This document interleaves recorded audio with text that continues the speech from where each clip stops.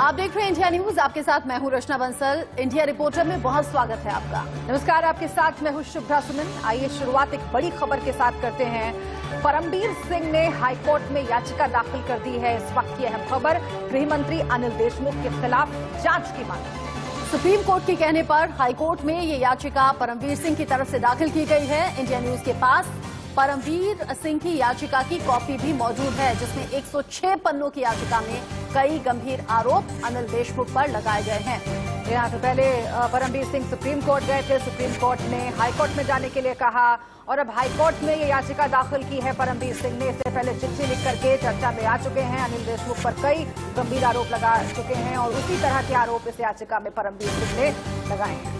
परमबीर सिंह का कहना है कि अनिल देशमुख पर जो आरोप लग रहे हैं उनकी जांच होनी चाहिए। 106 पन्नों की ये याचिका, 106 पन्ने मतलब समझिए कि आरोपों की लंबी छड़ी अब यहाँ पर अनिल देशमुख के खिलाफ, जो कि परमबीर सिंह की तरफ से लगाए गए हैं। सुप्रीम कोर्ट के बाद बॉम्बे हाईकोर्ट का रुख किया है और अनिल देशमुख के खिलाफ जांच की मांग अब परमबीर सिंह ने की है। परमबीर सिंह, जिन्होंने अपने लेटर बम से सनसनी मचा दी थी और कहा था कि अनिल देशमुख के कहने पर ही 100 करोड़ महीने की वसूली के निर्देश दिए गए थे, जिस पर काम सचिन वाजे कर रहा था।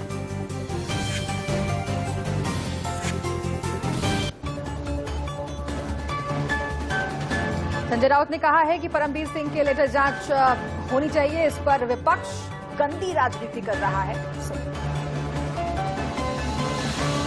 गृह मंत्री ने खुद कहा है ना, जांच करो। गृह मंत्री हमारे अनिल देशमुख जी ने ये खुद कहा है।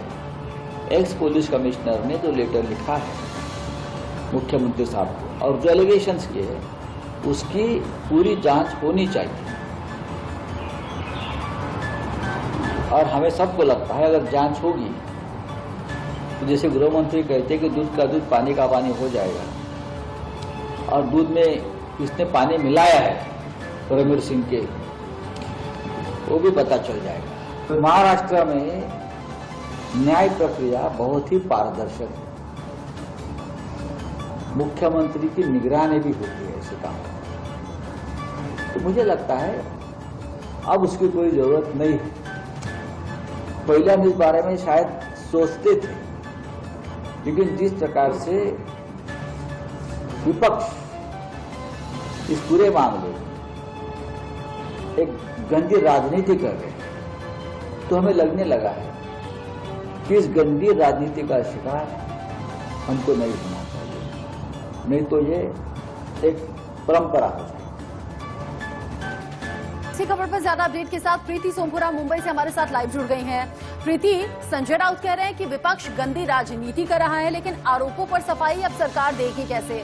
महाराष्ट्र सरकार चौतरफा सवालों में भी है और परमबीर सिंह ने 106 पन्नों की याचिका में गंभीर आरोप अनिल देशमुख पर लगाए हैं। जी, क्योंकि जो 106 पन्ने की याचिका दायर की गई है बॉम्बे हाईकोर्ट में, उसके एक्सक्लूसिव कॉपी हमारे पास में है और 106 पन्ने की कॉपी में उन्होंने जो आरोप लगाए हैं अनिल देशमुख पे लगाया है।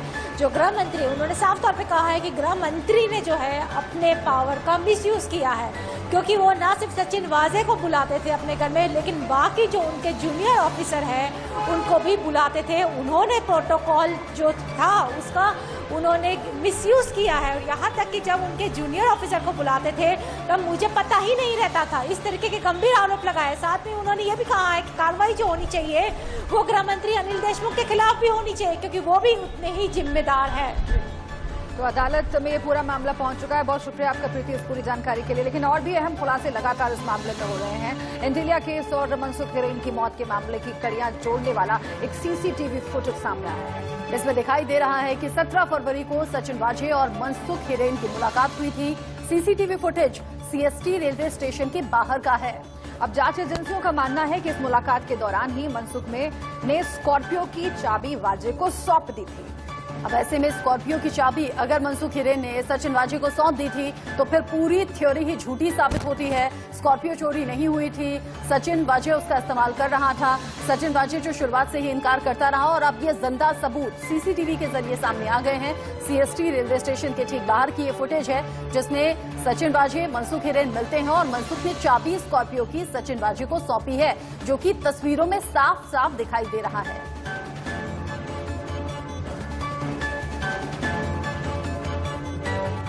तो एंटीलिया के बाहर से बरामद विस्फोटक से भरी स्कॉर्पियो के कथित मालिक मनसुख हिरेन की मौत के मामले में हर दिन नए खुलासे हो रहे हैं।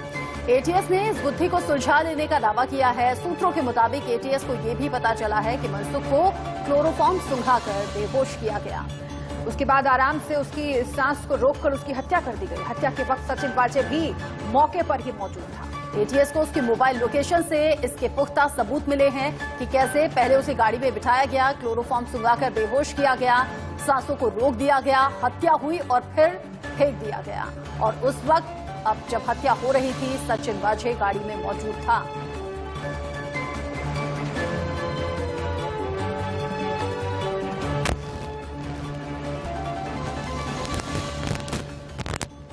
और वहीं एंटीलिया केस में मुंबई पुलिस और अंडरवर्ल्ड नेक्सस का भी खुलासा हुआ है। इस बारे में ज्यादा जानकारी दे रही हैं इंडिया न्यूज संवाददाता प्रीति पोखरा।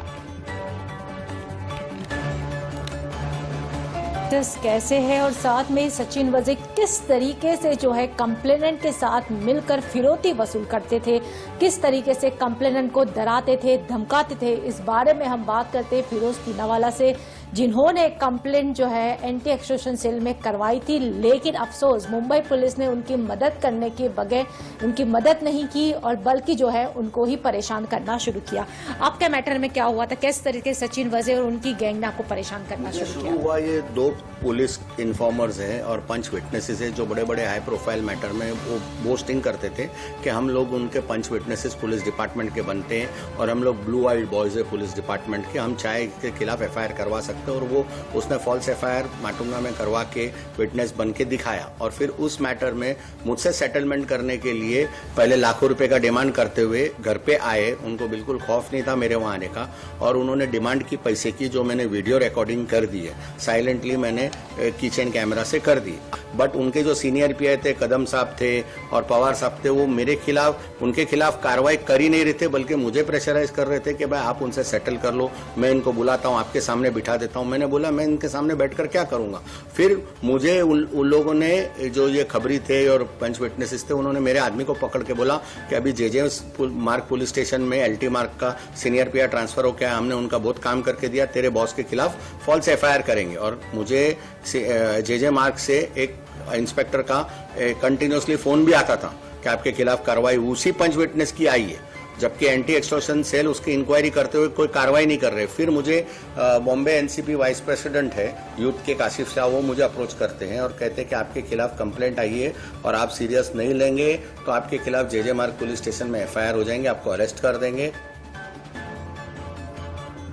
और आगे बढ़ते हुए जो बड़ी खबर है वो परमवीर सिंह के लेटर से जुड़ी हुई। सियासत अब तेज हो गई है और दूसरे अफसरों को भी निशाना बनाया जा रहा है। ये इस वक्त का ताजा अपडेट है। महाराष्ट्र में मनसुख हिरेन की मौत के मामले के साथ साथ अब ट्रांसफर पोस्टिंग के खुलासे ने भी सियासी रूप ले लिया है।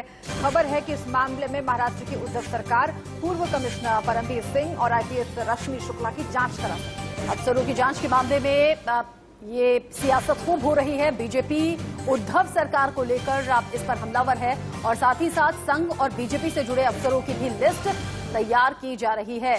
अब चाहे वो परमवीर सिंह हो या फिर रश्मि शुक्ला हो, ऐसे तमाम अधिकारियों के बारे में जानकारी जुटाई जा रही है और अब कहा यह जा रहा है कि जांच इन सभी नामों से जुड़ी हुई होगी।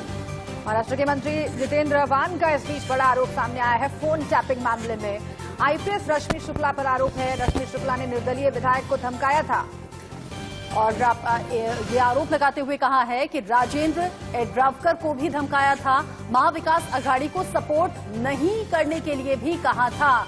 रश्मि शुक्ला जो खुलासा कर रही हैं कि ट्रांसफर पोस्टिंग को लेकर भी करोड़ों की दलाली दी जाती रही और महाराष्ट्र में गृह मंत्रालय के कामकाज को लेकर भी सवाल उठाया। कहा कि ट्रांसफर पोस्टिंग के नाम पर करोड़ों रुपए की एक तरीके से वसूली होती है और ये खुलासा 100 करोड़ के वसूली कांड के बाद हुआ।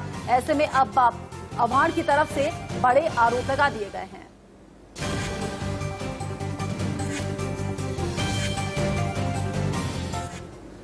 वहीं केंद्रीय मंत्री रामदास अठावले ने कहा है कि महाराष्ट्र में राष्ट्रपति शासन लगाया जाना चाहिए। केंद्रीय मंत्री रामदास अठावले साहब हैं। अठावले साहब, अभी आपने राष्ट्रपति से मुलाकात की है और महाराष्ट्र को लेकर आपने मेमोरेंडम दिया है। क्या है बात, आपने राष्ट्रपति से क्या बात की? महाराष्ट्र में जो स्थिति बिगड़ती जा रही है, महाराष्ट्र में सचिन वाजे हो या मतलब हमारे जो परमवीर सिंह जी है उन्होंने मतलब अनिल देशमुख पर जो आरोप किए 100 करोड़ के हर महीने को देने के संबंध में सचिन वाजे को उन्होंने बताया था। वहाँ मुकेश अंबानी के घर पर एंटालिया में बॉम्ब ब्लास्ट करने की साजिश हुई थी और उसमें सचिन वाजे का हाथ था। महाराष्ट्र में कोरोना बढ़ता जा रहा है, दलित पर अत्याचार बढ़ते जा रहे हैं, इसीलिए महाराष्ट्र में राष्ट्रपति शासन लागू करना चाहिए और उद्धव ठाकरे सरकार होते हुए उसकी इंक्वायरी होगी नहीं, इसीलिए हमने मांग किया है कि सरकार को बर्खास्त करना चाहिए और राष्ट्रपति शासन लागू करना चाहिए। मेमोरेंडम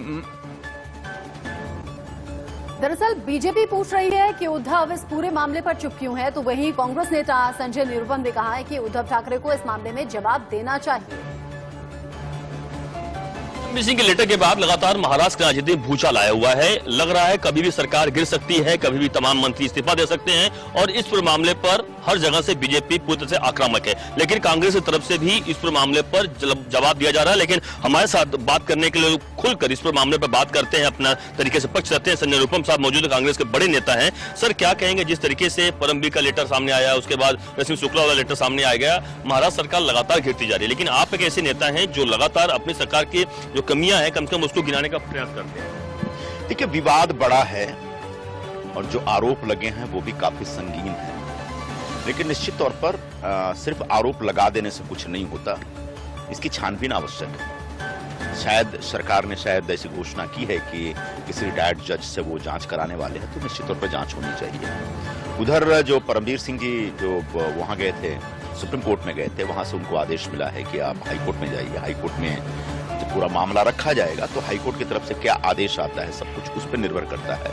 हाई कोर्ट के आदेश के बाद ही जांच का जो स्वरूप होगा एकदम से स्पष्ट होगा। लेकिन निश्चित तौर पर सरकार की जो छवि है उसको एक ठेस पहुंची है, चोट पहुंची है, इससे इनकार नहीं किया जा सकता। और सरकार को कैसे इस बदनामी से सफाई के साथ बाहर निकलना चाहिए, इस प्रकार का प्रयास होना चाहिए। लेकिन इस पूरे मामले पे इतने दिन बीत गए साहब, उद्धव ठाकरे जो कि देश के मुखिया हैं, वो अब इस पूरे मामले पर राज्य के जो महाराष्ट्र के मुखिया हैं अब वो सामने नहीं आ रहे हैं, अभी तक वो चुप बैठे हुए। बोलना चाहिए, क्योंकि हमेशा जो सरकारें होती हैं जो पार्लियामेंट्री डेमोक्रेसी में, वो एक कलेक्टिव रिस्पॉन्सिबिलिटी के हिसाब से काम करती हैं। मंत्री, कोई भी मंत्री सही करे गलत करे, उसका पूरा श्रेय, जो उसकी पूरी जवाबदारी जो होती है मुख्यमंत्री के ऊपर होती है। तो निश्चित तौर पर मुख्यमंत्री को अपनी बात रखनी चाहिए। उम्मीद है देर सवेर वो अपनी बात रखेंगे। लेकिन आपकी कांग्रेस की पार्टी के लोग खुलकर सामने आकर बोल रहे हैं कांग्रेस की सरकार को कोई खतरा नहीं है, सरकार चलने वाली है 5 साल तक, जो लोग भी लगा रहे हैं और वो भी कह सकते हैं बीजेपी पर लगातार। इस सरकार को तब तक कोई खतरा नहीं है जब तक 3 पार्टियों में से कोई पार्टी बाहर नहीं निकलती। और अगर कोई पार्टी बाहर नहीं निकल रही है तो भारतीय जनता पार्टी हवा में जितनी चाहे लाठी पीट ले, उससे कोई फर्क नहीं पड़ता, सरकार तो चलती रहेगी। सर इंडिया न्यूज से बात करने के लिए थे संजय निरुपम साहब ने साफ साफ कहा कि किस तरीके से महाराष्ट्र के सरकार के बारे में जो लगातार उहापोह मचा हुआ है, इस पूरे मामले पर जरूर उद्धव ठाकरे को, महाराष्ट्र के मुख्यमंत्री को जवाब देना चाहिए। गणेश के साथ अभिषेक शर्मा, इंडिया न्यूज, मुंबई।